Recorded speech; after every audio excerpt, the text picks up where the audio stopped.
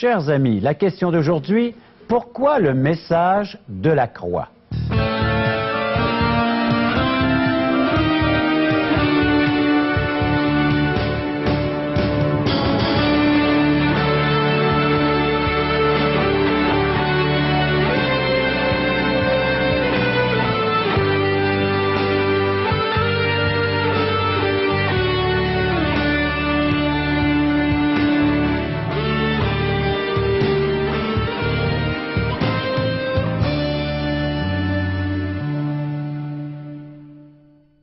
Chers amis, bienvenue à l'émission Parole vivante. Une invitation à chacun d'entre vous d'être à l'écoute pendant cette prochaine demi-heure et de pouvoir se recueillir ensemble.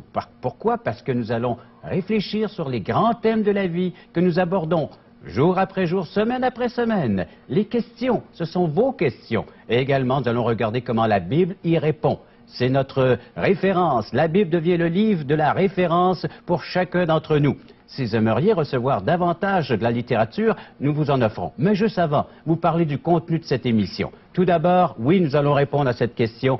Pourquoi la croix? Pourquoi cette emphase sur la croix dans la parole de Dieu, dans la Bible et dans notre quotidien? Cette croix a une grande importance pour chacun d'entre nous. Notre invité répondra. Ensuite, nous aurons un chant qui va nous porter à la réflexion sur cette grande vérité et nous vous invitons à venir visiter l'Europe avec nous parce que nos amis sont de retour de l'Europe et on visitera Toulouse ainsi que Liège. Tout cela dans notre reportage qui va suivre. Maintenant, comment nous rejoindre pour ceux et celles qui aimeraient nous poser les questions, faire part de commentaires et recevoir de la littérature qu'on offre tout à fait gratuitement? Alors, visitez notre site internet www.espoir.ca ou via le téléphone. Oui, vous pouvez prendre votre appareil téléphonique et composer le numéro suivant 1-877-l'Espoir, 1-877-537-7647. Et faites-nous part de ce que vous pouvez vivre à l'écoute de ces émissions. Il y a des choses peut-être qui surgissent dans votre être, dans votre cœur, dans vos sentiments. Alors partagez cela avec nos téléphonistes. Elles sont à l'écoute.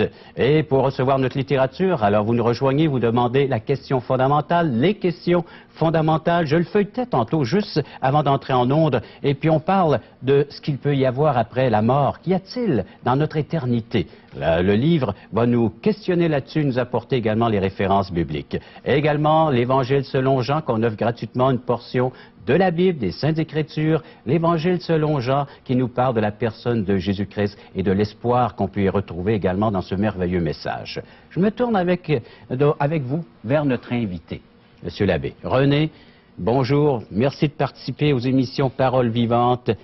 Pourquoi l'emphase sur la croix? La croix, on la retrouve en bibelot, on la retrouve en bijoux, on peut la retrouver également sur des objets religieux. Mais que signifie la croix? Comment vas-tu répondre à cette question? On va prendre quelques temps pour répondre au pourquoi de la croix. La croix est un symbole fondamental du christianisme, de la foi chrétienne. Maintenant, les gens, comme tu mentionnes, la portent, la présentent. J'aime ça quelquefois, je rencontre des personnes sur la rue et elles ont souvent un collier ou un bijou quelconque qui a le symbole de la croix. Et je dis, oh, vous portez la croix, qu'est-ce que ça représente pour vous? Et souvent, il y a un grand vide. Les gens n'arrivent pas à répondre, mais pourquoi la croix? Alors, dans l'émission d'aujourd'hui, on répondra d'abord dans la perspective humaine, le pourquoi de la croix dans notre perspective. J'ai bien hâte d'entendre cette réponse qui est toujours tirée des Saintes Écritures, oui. Bible en main. Alors on écoute et on regarde l'émission Paroles vivantes.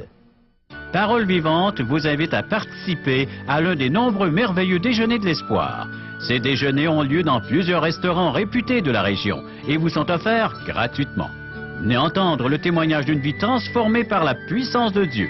Pour connaître les détails concernant l'endroit, la date et l'heure pour votre région, composez le 1-877-537-7647 ou notre site web www.espoir.ca.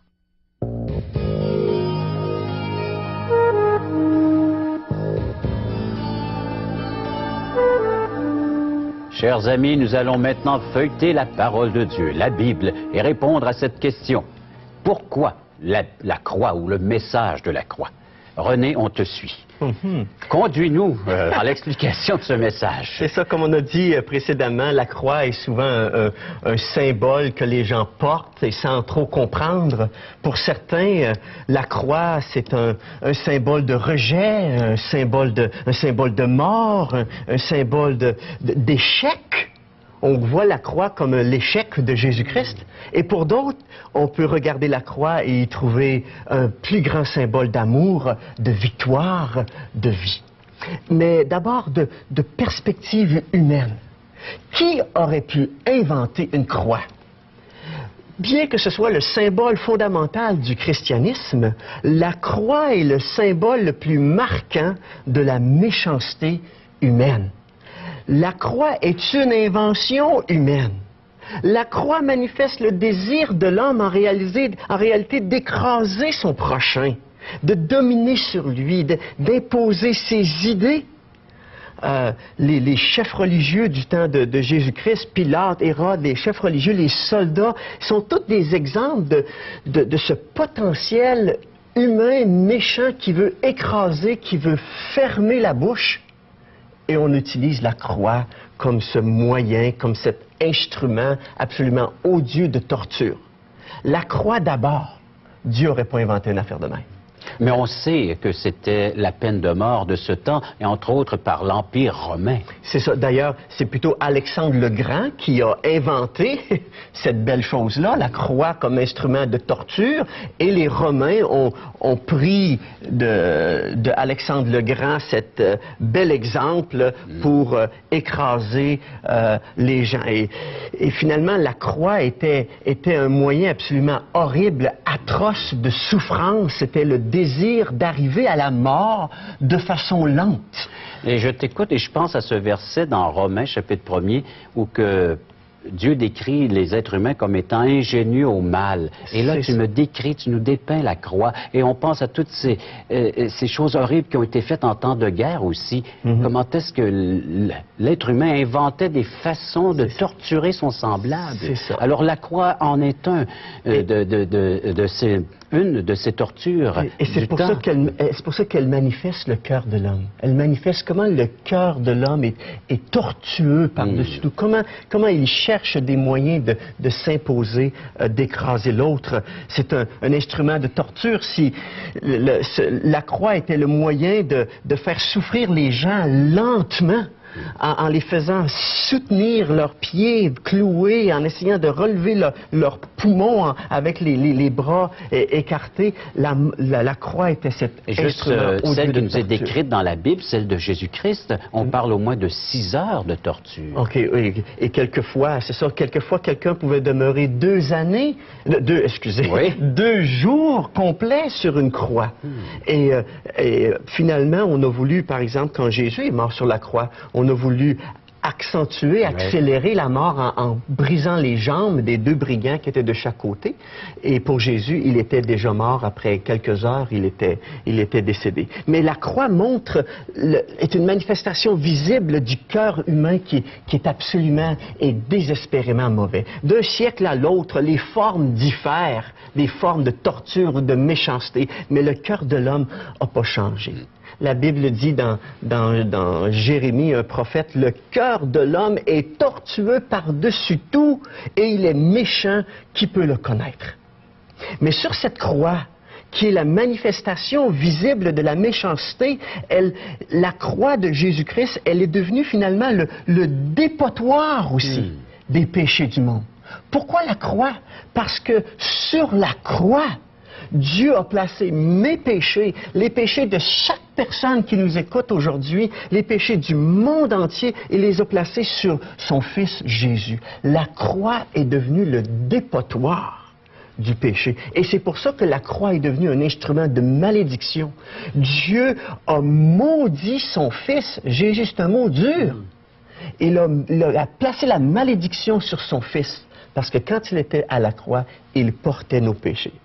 On a dit qu'on regardait dans la Bible. J'aimerais que nos téléspectateurs regardent à l'Épître de Paul aux Galates, au chapitre 3, le verset 13, et qui nous mentionne comment Jésus est devenu ce dépotoir des péchés. Il a porté sur ses épaules notre péché. Galates, chapitre 3, verset 13. dit Christ nous a rachetés de la malédiction de la loi, étant devenu malédiction pour nous. Car il est écrit, maudit est quiconque est pendu au bois. Malédiction sur quiconque est pendu sur la croix du calvaire. Jésus a reçu la malédiction de nos péchés. Un jugement direct de la part de Dieu sur Jésus. Alors sur cette invention humaine, cette invention qui manifeste le cœur méchant de l'homme, Dieu a placé justement les péchés de l'homme sur sa croix, sur la croix de Jésus. Le salaire du péché, la Bible dit, c'est la mort. C'est la mort tant physique que spirituelle. Et sur la croix, Jésus a porté mes péchés. Il est mort physiquement. Il a goûté la séparation d'avec son Père. Même sur la croix, Jésus disait, « Mon Dieu, pourquoi m'as-tu abandonné? » À ce moment-là, il portait le péché du monde entier sur ses épaules. La croix, quelle manifestation d'abord négative, de rejet, de mort, d'échec, de souffrance. Alors la croix est une description du cœur de l'être humain. Oui, c'est ça. De sa cruauté, de sa dureté. Sa méchanceté, les uns envers les autres. Et Dieu a rassemblé toute cette pourriture humaine de son péché et l'a placé sur son bien cher Fils, bien-aimé Jésus-Christ, qui lui a porté sur ses épaules à lui le fardeau, le péché du monde entier. Alors finalement, la croix, qui est cette symbole odieux du cœur méchant de l'homme, peut être transformée en symbole absolument merveilleux de l'espoir. Une toute autre image de la croix. Jésus sur la croix portant mes péchés pour vous et pour moi, pour les téléspectateurs qui sont là, la croix est devenue un seul espoir, le seul espoir de salut pour l'homme. Parce que sur la croix transforme un sujet d'effroi en sujet d'espoir. La croix transforme ma condamnation en un don d'un Dieu qui est plein d'amour, qui, sur la croix, brise la puissance du mal, brise la puissance de la mort et peut me donner, à travers la croix, la vie éternelle. Alors la croix, par Jésus, elle transforme.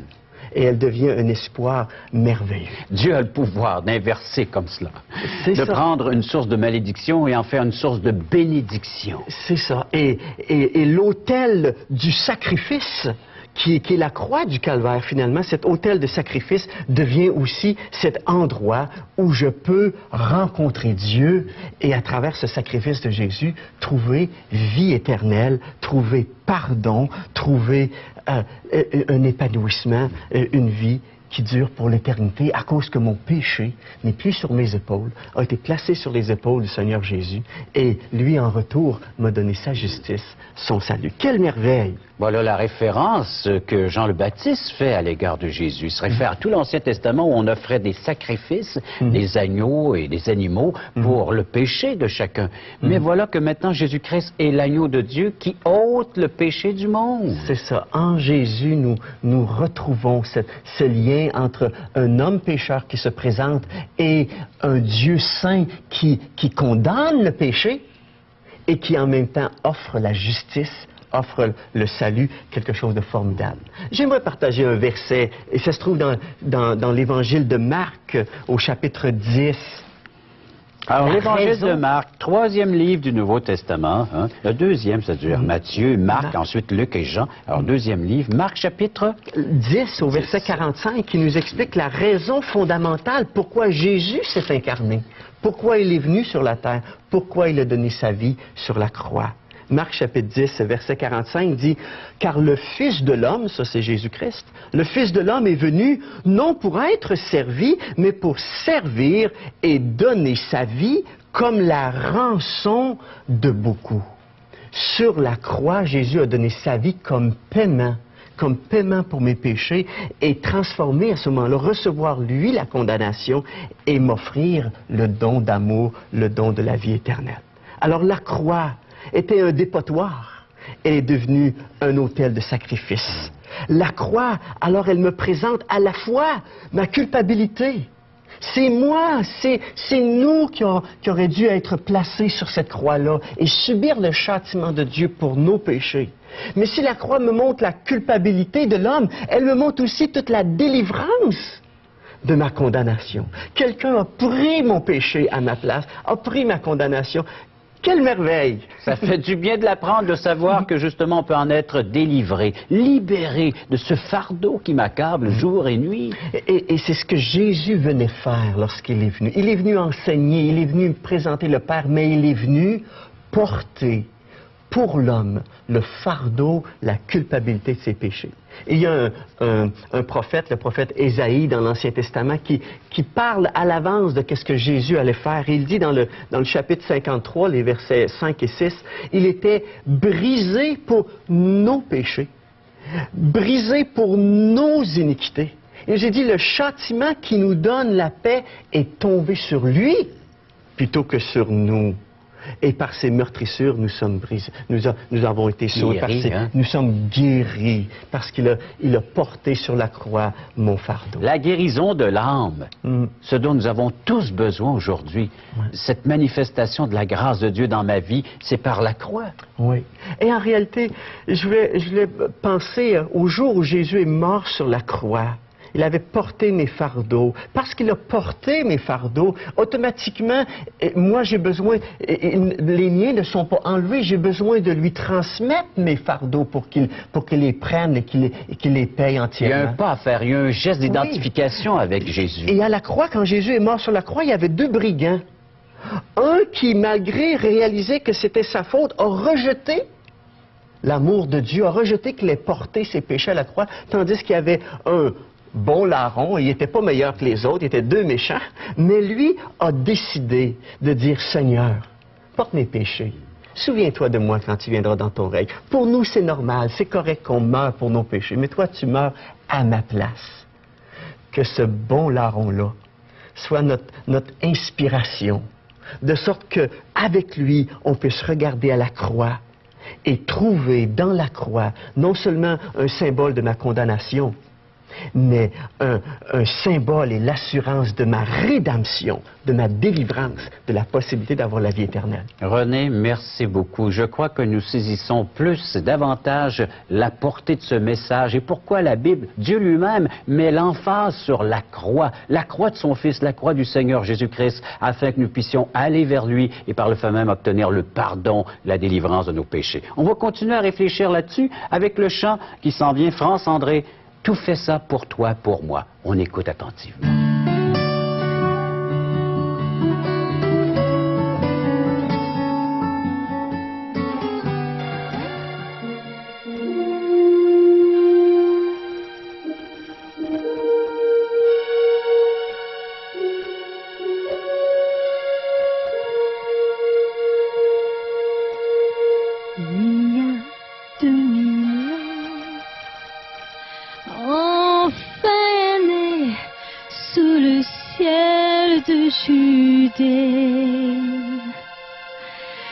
Celui que tout un peuple attendait depuis tant d'années. Par sa sagesse enfant, il étonnait les maîtres de la loi. Plus tard, près du Jourdain, une colombe guida ses pas. Quand un jour d'une épreuve au cœur du désert, il a souffert de la faim et du froid. Il a lutté sans faiblir, suivant la lumière. Il a fait tout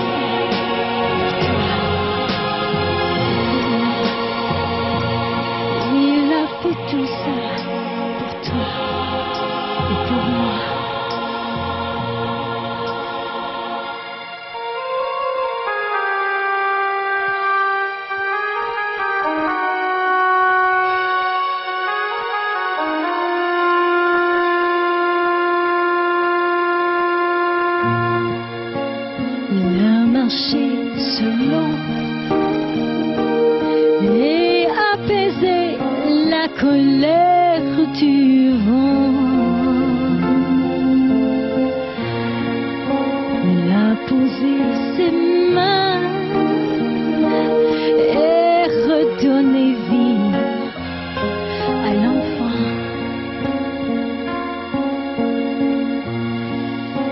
Il a donné du pain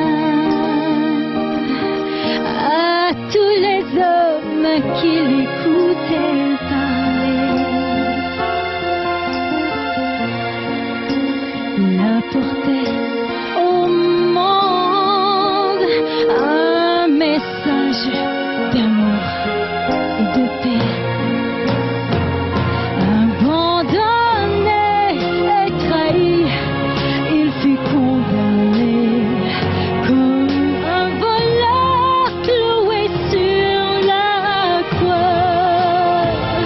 Pour nous montrer le chemin, il s'est sacrifié. Il a fait tout ça pour toi et pour moi. Il a fait tout ça pour toi et pour moi.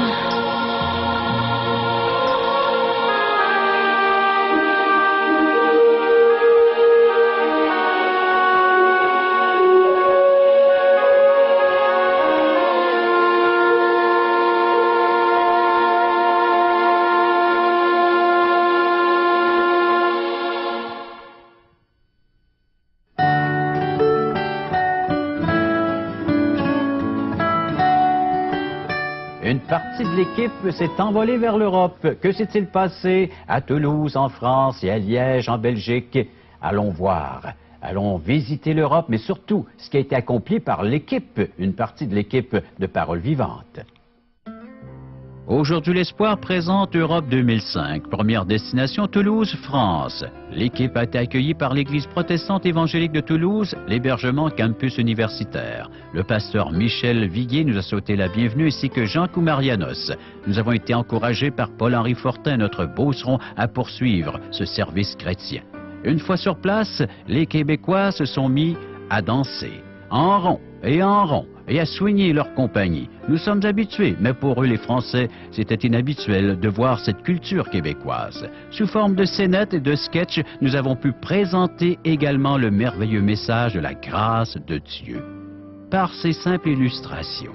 Également, Corinne Langtin ainsi que Caro ont pu exprimer leurs dons, leurs chants et assistés par notre guitariste Robert Goulet. En parlant de scénettes, voici l'histoire de la femme prise en adultère où Jésus lui dit « Va, tes péchés sont pardonnés, ne pêche plus ». Quelle grâce!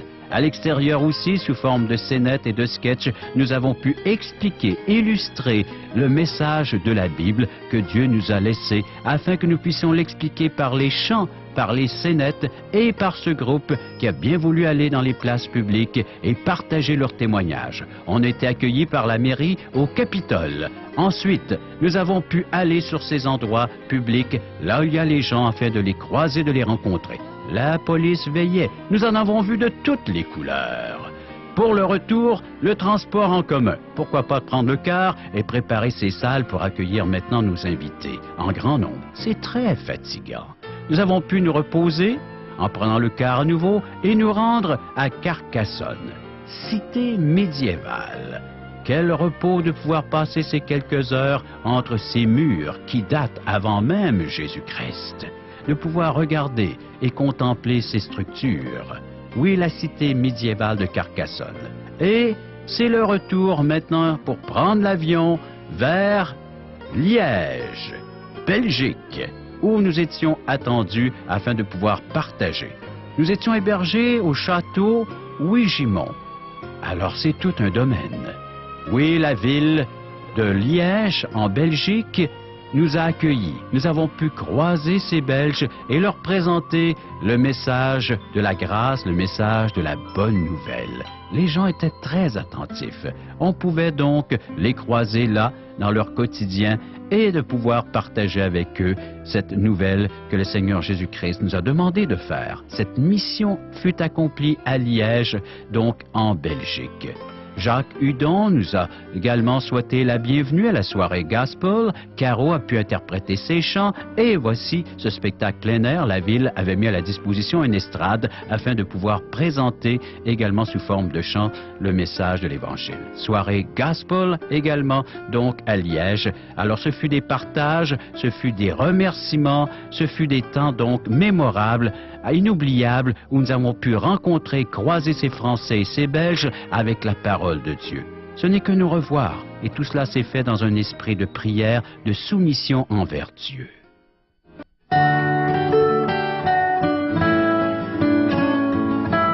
Voici quelques suggestions de sorties pour la fin de semaine. Nous vous invitons à sortir l'avant-midi, le matin pour être plus précis, pour assister à nos merveilleux déjeuners de l'espoir. 2 déjeuners le 24 septembre à 9 h. Premièrement, restaurant Le Normandin, 50-21 boulevard du Jardin à Orsainville. Et toujours le 24 septembre, mais cette fois au restaurant Pizza Royale, 780 rue Commerciale à Saint-Jean-Chrysostome. Bienvenue à tous. C'est gratuit pour chacun d'entre vous. Alors déplacez-vous, un sur la rive sud, un sur la rive nord, les merveilleux déjeuners de l'espoir. Et si vous voulez de plus amples détails, consultez notre site web internet espoir.ca. René, l'importance du message de la croix dans la Bible, on y croit maintenant. On y croit. En réalité, la croix divise l'humanité en deux. Ceux qui ne voient dans la croix simplement un objet de condamnation ou simplement un bijou de décoration, mais ceux aussi qui voient de l'autre côté, ceux qui voient dans la croix la délivrance de leurs péchés par Jésus qui a porté leurs péchés à la croix. De quel côté on se place? Et c'est le seul unique moyen par lequel nous pouvons obtenir le pardon de Dieu, c'est par la croix de Jésus. La croix. Vous êtes invités à y aller à cette croix, d'une façon spirituelle, mais invoquez-le. Là où vous êtes, vous pouvez le faire maintenant. On se donne un rendez-vous pour la prochaine émission Parole vivante. Au revoir.